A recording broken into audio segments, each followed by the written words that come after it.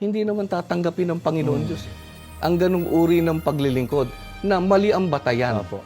Hindi nakasalig po doon sa patakaran o pamamaraan na ipinag-uutos ng ating Panginoon Diyos. Kaya masasayang Opo. ang ginagawa po nilang paglilingkod. At wala namang sino mang may gusto na masayang yung ginagawa nilang paglilingkod. Totoo yan, kapatid na Glenn. Kaya nga mga kaibigan, upang ang gagawing paglilingkod ng tao ay magkaroon ng kabuluhan at maging katanggap-tanggap sa ating Panginoong Diyos, napakahalaga po na ang masunod ng tao ay kung ano ang patakaran at kagustuhan ng Panginoong Diyos.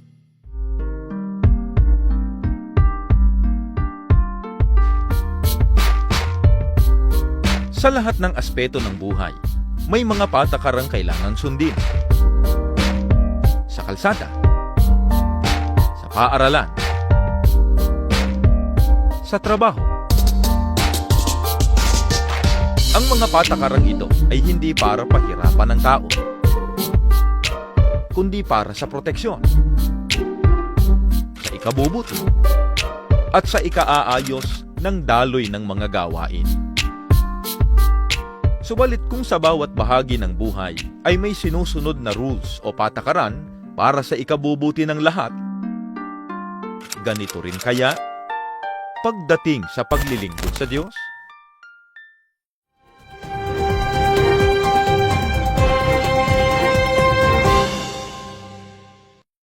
Magandang araw po sa inyo mga kaibigan. Welcome po sa programang ito, Ang Iglesia ni Cristo. Samahan po ninyo kami sa gagawin namin discussion.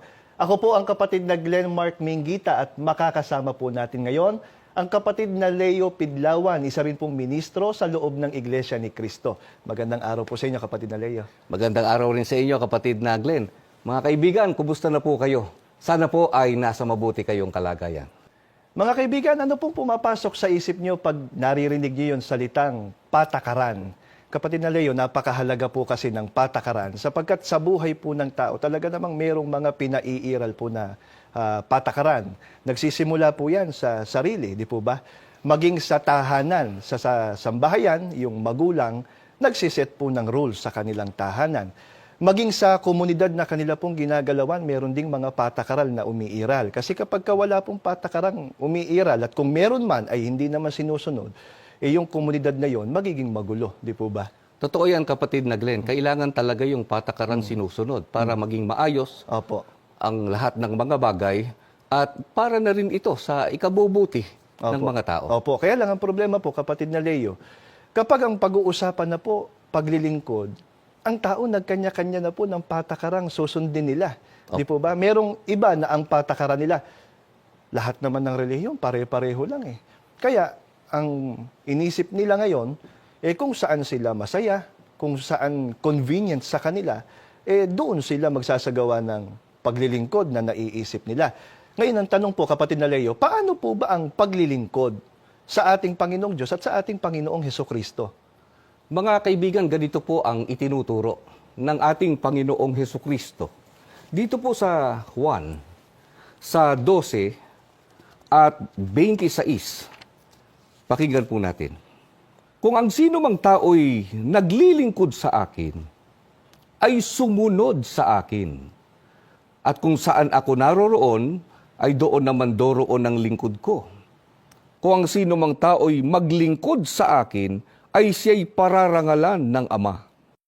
Mapapansin po natin dito, mga kaibigan, sa pahayag ng ating Panginoong Jesucristo, pag ang pag-uusapan po ay paglilingkod sa Kanya, paglilingkod sa Panginoong Jesucristo, hindi po yung taong maglilingkod ang masusunod. Ang dapat masunod, kapatid na Glenn, yung pinaglilingkuran. Opo. Sapagkat, mga kaibigan, kapag ang nasunod, yung naglilingkod, hindi siya tunay na naglilingkod doon sa sinasabi niyang pinaglilingkuran niya. Ang pinaglilingkuran niya, mga kaibigan, yung kanyang sarili. Opo. Kaya kung sinasabi po ng tao na siya'y naglilingkod sa ating Panginoong Jesucristo, pero ang sinusunod po niya yung kanyang sarili, hindi po totoo na ang ating Panginoong Jesucristo ang kanyang pinaglilingkuran. Opo. Kaya dapat pong maunawaan ng mga nakasubaybay po sa ating kapatid na Leo na magkakaroon ng kabuluhan yung gagawin niyang paglilingkod kapag ang nasunod yung kanyang pinaglilingkuran. Totoo Di po ba? Ano po bang isinumbat ng Panginoong Hesukristo doon sa mga tao na Kumikilala naman kami sa Kanya. Tumatawag naman kami sa Kanya ng Panginoon. Pero ayaw namang sundin kung ano yung sinasabi o itinuturo ng Panginoong Hesukristo. Pakinggan po ninyo mga kaibigan yung napakatinding puna ng ating Panginoong Kristo. Doon sa mga taong tumatawag lang sa Kanya ng Panginoon. Pakinggan ninyo dito po sa Lucas sa 6 at 46. At bakit tinatawag ninyo ako, Panginoon, Panginoon, at di ninyo ginagawa ang mga bagay na aking sinasabi? Sa makatwid, ang tunay po na namamanginoon sa ating Panginoong Kristo ay ginagawa o sinusunod yung pinapanginoon niya, na yan ang ating Panginoong Kristo. Hindi po yung kanyang sarili. Bakit po napakahalaga, kapatid na Leo, na yung isang taong magsasagawa ng paglilingkod sa Panginoong Hesukristo, matiyak niya na ang nasusunod niya ay ang utos ng Panginoong Hesukristo? Kanino po ba nagmula yung utos na itinuro ng Panginoong Hesukristo? Yung utos ng ating Panginoong Kristo ay galing sa ating Panginoon Diyos. At ito po, mga kaibigan, ay mababasa po natin dito po sa Juan, sa 12, 49 at 44. Sapagkat ako'y hindi nagsasalita na mula sa aking sarili, kundi ang Ama na sa akin ay nagsugo, ay siyang nagbigay sa akin ng utos, kung ano ang dapat kong sabihin at kung ano ang dapat kong salitain. At si Jesus ay sumigaw at nagsabi, ang sumasampalataya sa akin ay hindi sa akin sumasampalataya, kundi doon sa nagsugo sa akin. Maliwanag po sa pahayag ng ating Panginoong Kristo na ang utos na kanyang iniuutos o itinuturo ay pawag ng galing po sa ating Panginoon Diyos. Kaya ano pong katumbas, kapatid na Leo, kapag ang sinampalatayanan at sinunod ay ang ating Panginoong Hesukristo? Ang katumbas nun, ang sinunod at ang sinampalatayanan din, kapatid na Glenn at mga kaibigan, ay ang ating Panginoon Diyos. Opo. Sa makatwid, mga kaibigan, kung papaanong para mapatunayan ng tao na tunay siyang naglilingkod sa Panginoong Kristo ay utos ng Panginoong Kristo ang dapat niyang sundin. Ganoon din po sa ating Panginoon Diyos. Palibas ay utos ng Diyos ang itinuro ng ating Panginoong Kristo. Pagka ang tao po ay maglilingkod sa Panginoon Diyos, utos din po ng ating Panginoon Diyos.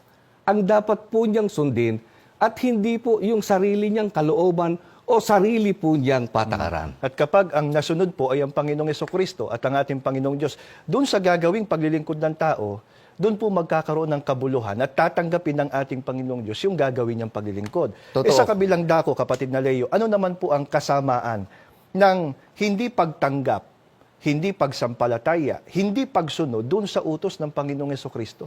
Ganito po ang ating mababasa, mga kaibigan, dito po sa Juan, sa 12 at 48. Ang nagtatakwil sa akin at hindi tumatanggap sa aking mga pananalita ay mayroong isang hahatol sa kanya. Ang salitang sa aking binalita ay siyang sa kanya'y hahatol sa huling araw. Mga kaibigan, napakasama po kapag hindi po sinunod ng tao yung utos ng ating Panginoong Kristo sa ginagawang paglilingkod. Sapagkat ang gayon po, ayon po sa ating Panginoong Kristo, ay hahatulan na ang paghatol na tinutukoy, kapatid na Glenn, ay yung paghatol pagdating ng araw ng paghuhukom. Sa makatuwid, mga kaibigan, pagka sa paglilingkod sa ating Panginoon Diyos at sa ating Panginoong Kristo, ay hindi naman po sinunod ang utos ng Panginoon Diyos at ng ating pong Panginoong Kristo, hindi po ikaliligtas. Kundi hahatulan o ikapapahamak pagdating po ng araw ng paghuhukom. Kaya nga sana po matawagan ng pansin yung mga nakasubaybay po sa atin kasi, kapatid na Leo, ang tao naman talaga gustong maglingkod di ba? Opo, totoo Gustong kumilala, gustong sumamba sa Panginoong Diyos. at Kaya sa nga Panginoong nagre-relihiyon ng tao. Opo.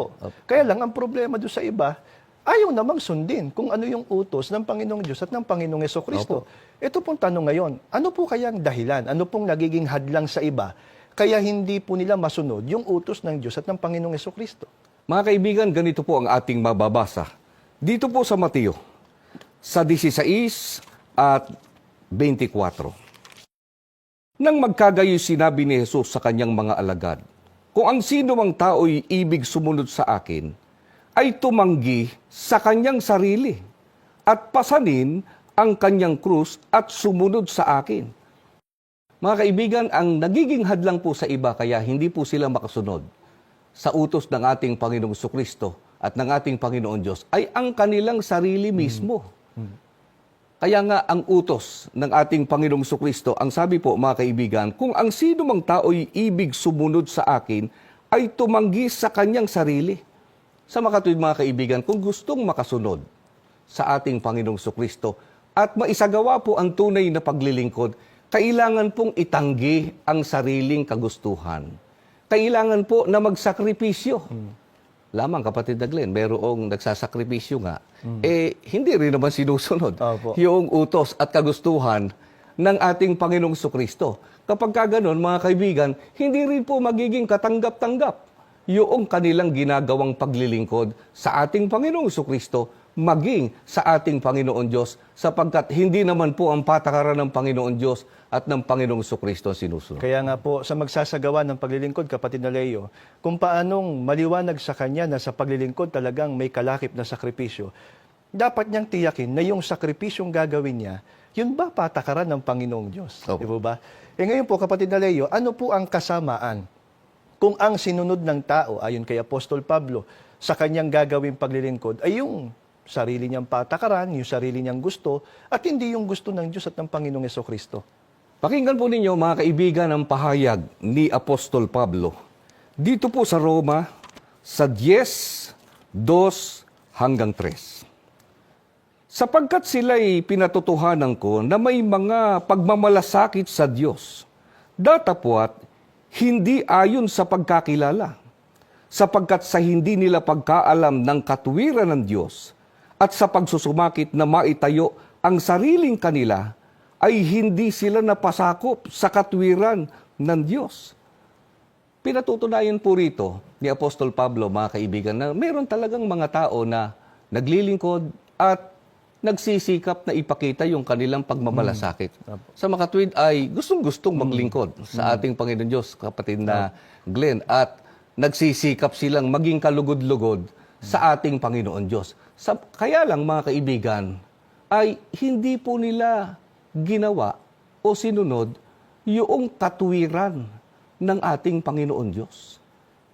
Yung sarili po nilang katwiran, yung sarili nilang pamamaraan, ang kanila pong sinunod at hindi po sila napasakop sa katwiran o sa kalooban ng ating Panginoon Diyos. Kaya, mga kaibigan, nawawalan din po ng kabuluhan ang ginagawa nilang paglilingkod sa ating Panginoon Diyos, sapagkat hindi naman tatanggapin ng Panginoon Diyos ang ganung uri ng paglilingkod na mali ang batayan. Opo. Hindi nakasalig po doon sa patakaran o pamamaraan na ipinag-uutos ng ating Panginoon Diyos. Kaya masasayang Opo. ang ginagawa po nilang paglilingkod. At wala namang sino mang may gusto na masayang yung ginagawa nilang paglilingkod. Totoo yan, kapatid na Glenn. Kaya nga mga kaibigan, upang ang gagawing paglilingkod ng tao ay magkaroon ng kabuluhan at maging katanggap-tanggap sa ating Panginoong Diyos, napakahalaga po na ang masunod ng tao ay kung ano ang patakaran at kagustuhan ng Panginoong Diyos. Kanina pa po naririnig ng mga nakasubaybay po sa atin yung terminong patakaran. Opo. Ngayon, alamin po natin, kapatid na Leo, ano po bang patakaran ng Diyos sa mga taong magsasagawa ng paglilingkod sa Kanya? Aling utos ng Diyos yung gusto niya na dapat masunod ng tao? Dingin po ninyo, mga kaibigan, itong nakasulat sa awit sa 100, 2 at 4, ganito po ang ating mababasa. Mangaglingkod kayo na may kasayahan sa Panginoon. Magsilapit kayo sa kanyang harapan na may awitan. Magsipasok kayo sa kanyang mga pintuang daan na may pagpapasalamat at sa kanyang looban na may pagpupuri. Mangagpasalamat kayo sa kanya at purihin ninyo ang kanyang pangalan. Talagang utos po ng Panginoon Diyos na ang tao po ay maglingkod sa Kanya, pumuri sa Kanya, at sumamba sa Kanya. Sapagkat ang totoo, kapatid na Glenn, ay itong katutubong pananagutan ng lahat ng mga tao na nilalang ng ating Panginoon Diyos. Subalit, para po maisagawa, mga kaibigan, tandaan po natin ito. Para maisagawa po ng tao ang karapat-dapat na paglilingkod sa Panginoon Diyos, Meron pong ipinagagawa ang Panginoon Diyos sa tao. Alin po yung kapatid na Leo? Na yun nga yung patakaran ng Panginoon Diyos sa maglilingkod sa Kanya. Ang sabi po ng ating Panginoon Diyos, ang sabi sa Biblia, magsipasok kayo sa Kanyang mga pintuang daan. Sa makatwid, meron pong pintuan na dapat na daanan ang tao para maisagawa ang karapat-dapat at katanggap-tanggap na paglilingkod sa atin pong Panginoon Diyos. Batay po sa patakaran at kalooban ng Panginoon Diyos po mismo. Kaya kapag hindi po yung ginawa ng tao, yung paglilingkod na gagawin niya, wala rin pong kabuluhan. Opo, di po ba? sapagkat hindi nasunod yung gusto ng Diyos eh. Ngayon, yun po bang patakaran yan ng ating Panginoong Diyos? Itinuro rin po ba ng Panginoong Hesukristo? At sino po yung tinutukoy na pintuang daan na dapat pong pasukan ng tao? Ganito po mga kaibigan ang sagot ng ating Panginoong Hesukristo mismo. Dito po sa Juan, sa 10 at 9.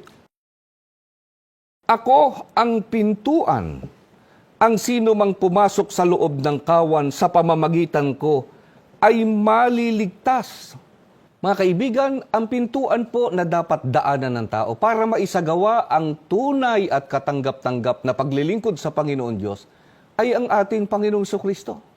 Sapagkat ang sabi ng Panginoong Jesucristo, ako ang pintuan. Kaya nga ano po ang kanyang utos? Ang sabi po niya, ang sino mang pumasok sa loob ng kawan sa pamamagitan ko ay maliligtas. Sa makatwid, kailangang pumasok ang tao po sa loob ng kawan, dinistingge, tiniyak ng ating Panginoong Jesucristo. Kung paano makikilala yung tunay na dumaan o pumasok sa kanya, kapatid na Glenn. Sila ay pumaloob sa kawan. Opo. At ang pangako po ng ating Panginoong Jesucristo doon sa mga susunod sa utos niyang ito ay maliligtas. Kaya, mga kaibigan, hindi po sa iba't ibang mga pangkati ng pananampalataya dapat pumasok ang tao. Hindi po ang kahit anong relihiyon ay maaaring pasukan ng tao at magagawa na po niya ang karapat-dapat na paglilingkod at maliligtas na siya. Tiniyak po ng ating Panginoong Jesucristo at yan po ang kalooban ng Panginoon Diyos na ang mga maliligtas ay pumasok sa ating Panginoong Jesucristo sa paraan pong pumaloob sa kawan na binabanggit po niya sa talatang ito. Ngayon po, kapatid na Leo, baka nag-iisip na po sila, alin yung kawan na yon? Na doon pala ang tao dapat mapaloob o mapabilang para magawa niya yung tunay na paglilingkod at magtamo ng pangako ng Panginoong Hesukristo na kaligtasan. Pakinggan po ninyo mga kaibigan dito po sa Gawa, sa 20 at 28. Ingatan ninyo kung gayon ang inyong sarili at ang buong kawan. Narito'y hinirang kayo ng Espiritu Santo na mga katiwala upang pakanin ang iglesia ni Kristo na binili niya ng kanyang dugo. Mga kaibigan, ang kawan po, ayon sa Biblia, hindi po ayon sa amin. Hindi po namin ito sariling opinyon. Ayon sa Biblia, ang kawan po ay ang iglesia ni Kristo. Sa makatwid, sa iglesia ni Kristo po, pinapapasok ng ating Panginoong Jesucristo ang mga tao para maisagawa po ang paglilingkod at para maligtas pagdating ng araw ng paghuhukom. At ito rin po ang kalooban o kautusan ng ating Panginoon Diyos. Bakit po ang patakaran ng Diyos sa paglilingkod na ipatutungkol po sa Kanya ng tao, magagawa lamang ng tao sa loob ng Iglesia ni Kristo? Pakinggan po ninyo mga kaibigan ang nakasulat dito po sa Hebreo sa 9 at 14. Gaano pa kaya ang dugo ni Kristo na sa pamamagitan ng walang hanggang espiritu ay inihandog sa Diyos ang kanyang sarili na walang kapintasan upang malinis ang ating budhi mula sa gawaing naghahatid sa kamatayan. Sa gayon, makapaglilingkod tayo sa buhay na Diyos. Tandaan po natin mga kaibigan, kasalanan po ang nagpahiwalay sa tao sa ating Panginoon Diyos at nag-alis ng karapatan sa tao para maglingkod sa Kanya. Kaya ano po ang kailangan? Kailangang mapatawad po ang tao sa kasalanan. At ang itinuturo po ng Biblia mga kaibigan na paraan para ang tao'y mapatawad sa kasalanan ay ang pagtubos sa pamamagitan po ng dugo ng ating Panginoong Hesukristo. Ayon po sa Biblia, malilinis ang budhi ng tao sa gawang patay o mapatatawad ang kasalanan sa pamamagitan po ng pagtubos ng dugo ng ating Panginoong Jesucristo. At sapagkat napatawad na po ang kasalanan, kapatid na Glenn, ay ang sabi sa Biblia, makapaglilingkod na sa Diyos na buhay. Maisasagawa na po, mga kaibigan, ang tunay at karapat-dapat na paglilingkod sa ating Panginoon Diyos. At ito po ay magagawa lamang ng tao kung ang tao po ay nasakop ng pagtubos ng dugo ng ating Panginoong Jesucristo. At kanina ay binasa natin sa Biblia, sa Gawa 20:28, kapatid na Glenn, na ang tinubos ng dugo ng Panginoong Jesucristo ay walang iba kundi ang Iglesia ni Kristo. Ito po ang patakaran ng ating Panginoong Diyos sa magsasagawa ng paglilingkod sa Kanya. Ano man ang naiisip ng tao na patakaran, ano man ang sarili niyang kagustuhan sa gagawing paglilingkod, dapat ang lahat ng iyon ipailalim natin sa kagustuhan at patakaran ng Panginoong Diyos upang wag masayang yung gagawin natin paglilingkod at magtamo tayo ng pangakong kaligtasan pagdating po ng araw ng paghuhukom. Samantala, mga kaibigan, panoorin po natin itong report na ihahatid sa atin ni kapatid na Nicole Makatangay. Good day sa iyo, Sister Nicole. Thank you po, Brother Glenn and Brother Leo. Let us now take a look at the Unity Games Europe edition held in Barcelona, Spain, through Brother Pablo Martin Reparejo. Muy buenas, hermanos. We are here in Barcelona, Spain, for a Europe-wide activity where 10 districts from all over Europe have gathered to this momentous occasion.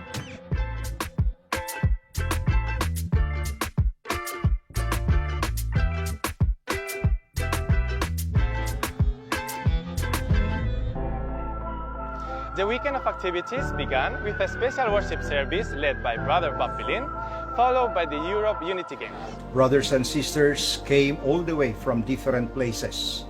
We saw their enthusiasm to be here.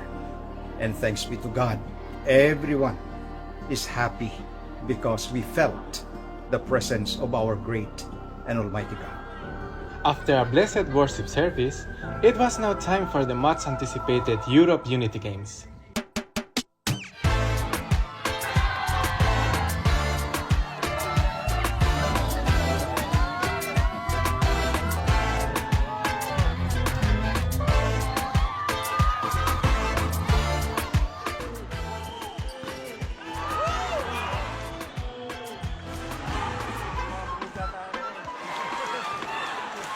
The Unity Games in Europe, this is my first experience. I'm very happy to be able to participate. I think it's really a very wonderful experience. Also es ist auf jeden Fall sehr spaßig hier zu sehen, wie alle Districts von ganz Europa hier versammelt sind und wie hier alle vereint sind, um verschiedene Sportarten zu spielen und auch zu unterstützen, anzufeuern, und es motiviert auch einen, wieder mal andere zu sehen, wie die spielen und einfach Spaß dabei zu haben. The 10 districts competed in various sports such as speed cubing, darts, badminton, basketball, table tennis, chess, volleyball, athletics, and football. This is a great opportunity to not only bond, but to strengthen and even reunite our brothers and sisters who might be far in distance now because of the many districts. When we were talking with the brethren, they were so happy. Even though we know that they covered a lot of distance. There were even cancellations of their flights. Some even traveled all night just to be able to attend the activity. But all those things, all the fatigue, the exhaustion, they went away the moment we saw each other. Brothers Dwayne and Justin Vivero are Italian league players from CDC. But despite conflicts with their schedules in the league, they didn't allow this opportunity to pass them by. Io non ero ancora sicuro fino all'ultimo giorno di venire qui a Barcellona appunto per partecipare a Unity Games, e perché appunto con la squadra lì in Italia non sapevamo in che giorno dovevamo giocare la semifinale. Solo che ho preso il rischio di partire e soltanto ieri ci hanno detto che si giocherà mercoledì. che anch'io non sapevo se partecipare a questo evento che è stato oggi, perché anche noi come squadra senior abbiamo avuto i playoff e quindi combaciavano con le stesse date dello stesso giorno in cui abbiamo avuto l'attività. E poi personalmente ho avuto un infortunio al piede la settimana prima di venire qua, però col tempo ho cercato di recuperare e soprattutto ho pregato al Padre che fa sì che potevo partecipare a questa attività. La differenza tra qui e la Lega d'Italia è che qui comunque si vede la fratellanza tra gli avversari, tipo se uno si fa male o cade per sbaglio tutti i fratelli vanno subito ad aiutare il fratello che è caduto per rialzarlo. Invece cose del genere nelle leghe italiane che sono molto competitive non le vedi zero. The love of the brotherhood was clearly evident as brothers and sisters from around Europe reunite and create new bonds to cherish. The event wrapped up with uplifting performances and an awarding ceremony to celebrate all winners and participants, with the Ecclesiastical District of Britain South being crowned overall champion. Ito po ay talagang nakapagpasigla sa lahat po ng mga kapatid, lalo na po sa panig ng mga kabataan. Maligayang maligaya po ang ating mga kapatid. At nakilahok po ang mga kapatid sa iba't ibang distrito at mararamdaman po talaga ang pakikipagkaisa. From Barcelona, Spain, I'm Pablo Martín Reparejo, reporting for Iglesia ni Cristo News Network. In various countries, the Unity Games of the Iglesia ni Cristo are being held. These are actively participated in by the Christian family organizations within the church, from parents to children. I'm Sister Nicole Makatangay. Back to you, Brother Leo and Brother Glenn. Maraming salamat, kapatid na Nicole.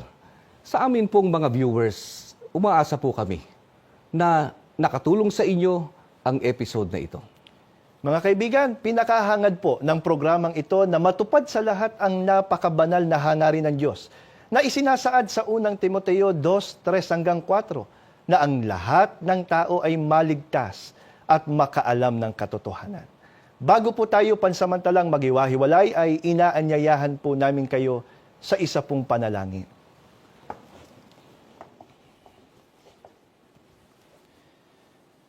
Panginoon po naming Diyos, salamat po ng marami sa iyo. Opo. Patuloy na ginagamit na mabisang kasangkapan ng palatuntunang ito. Opo. Upang makarating sa mas marami pang mga tao ang iyo pong mga kalooban. Amen. Ang iyong patakaran na dapat masunod ng tao. Opo. Na mag-uukol po ng paglilingkod sa iyo. Amen. Sa loob lamang ng Iglesia ni Cristo magagawa ng tao Opo. ang tunay na paglilingkod. Opo. Ang paglilingkod na may kabuluhan at katanggap-tanggap po sa iyo. Amen. At ikapagiging dapat namin sa pagtatamo ng pangako mo pong kaligtasan. Amen. Pinakahahangad po namin, Ama, lalo na't marami pang tao ang nangangailangan ng kaligtasan. Opo. Kahabagan mo po sila, Ama, na gamiting kasangkapan ng palatuntunang ito. Opo. Upang patuloy silang magsuri sa mga aral na aming sinasampalatayanan. Opo. At kung loloobin mo po pagdating ng araw, makasama po namin silang maglilingkod sa iyo. Opo. Makakasama po namin na magtatamo ng pangako mo pong kaligtasan. Amen. Mamalaging basbas at patnubay mo po sa kabuuan ng iyong iglesia. Opo. Maging sa pamamahalang inilagay mo po sa aming unahan. Amen. Magalang po naming pakiusap ang lahat sa pangalan po ng Panginoong Heso Kristo. Amen. Amen.